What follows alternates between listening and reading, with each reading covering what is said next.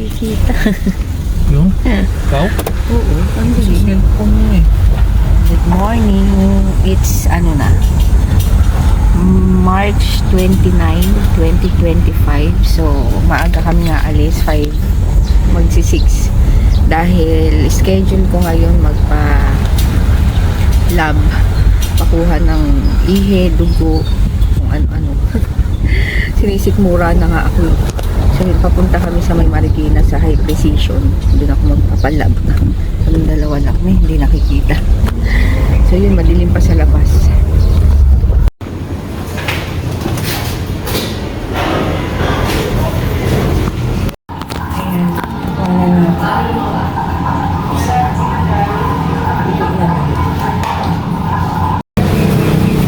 Ayan, natapos din ako sa wakas. Ang tagal ko naghintay, grabe. Ayan.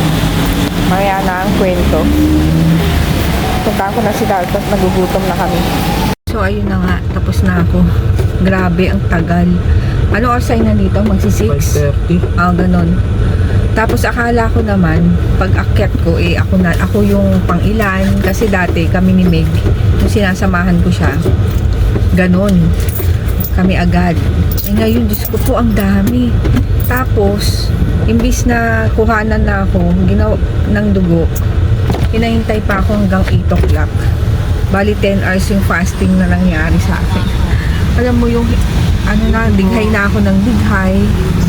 Tapos, buti na lang may mask akong dala dahil Diyos ko yung mga kasama kong mga nagsisiubuhan. Ayun, tapos yun, kinuha na rin ako. Pero ang tagal nun, 2 hours. 2 hours ako naghintay para doon sa dugo. So, meron pang isang test na na hindi wala sa kanila. Kaya hanap kami. After kumain, kasi pwede naman daw kumain na. Tapos ko nag-aano na yung sikmura namin. Ikaw gutom na? Ito lang naman. Gutom na. Dito mo nung gano'n. Kasi maaga pa. Nagsisikmura na ako. Kasi ako kailangan paggising, meron na akong kinakain kahit konti. Pero may dala akong biskuit. Kasi syempre iba naman ito. Saka Tubig ka muna para hindi mabigla yung tiyan mo. Asa yung tubig? Tubig, biskuit. Ayan, nandito kami sa 1950s. Dito sa Marikina, kakain na kami. Sobrang nakakainis yung panahon. Ang araw. Ang ulan. Sisigmura na talaga ako. Ano sa'yo?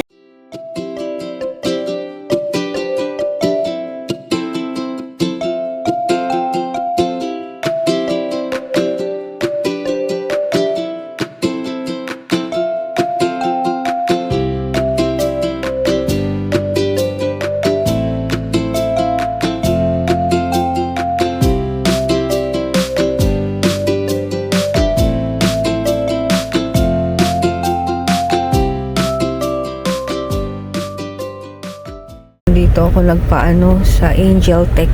Dito lang malapit sa amin sa Katarungan, Villa Cecilia. So, nakatusok na naman ako ng isa. Dapat dito ako tutusukan sa kabila. Sabi ko, ay wag na dyan kasi kakatusok ko lang. Magaan yung kamay nung kumuha ng dugo. Pwede susunod dyan. Or sa private. Ayun na nga, nandito na kami sa bahay. So, pumunta ako dun sa isang lab kanina, yung pinakita ko. Hindi na ako nakapag-video sa loob kasi madalian and walang katao-tao. Sana dun na lang ako nagpunta nung umpisa. Tapos, ayun, para sa VRDL ba yun na test? Yun ang pinagawa ko kasi wala dun sa high precision. So, yun, 120. Ayan, dito naman sa kabila. Dito ako tutusukan sa kaliwa. Sa kanan. Sabi ko, kakapaturok ko lang dun sa kabila, kaya sa isa naman. So, yun lang ang aking journey ngayong araw. Pregnancy journey. Na ako, 17 weeks, 4 months. So, 4 months yun. And, ang susunod kong check-up is April 4. So, yun, sana makita na yung gender. Kasi sabi ni Doc, last time, titignan kung makikita ngayong April 4. So, yun, sana makita ko na para malaman na natin and makabili na ng mga pang baby stuff. Siyempre, sana girl, pero bala na kung ano ibigay. So, yun. Thank you sa panonood.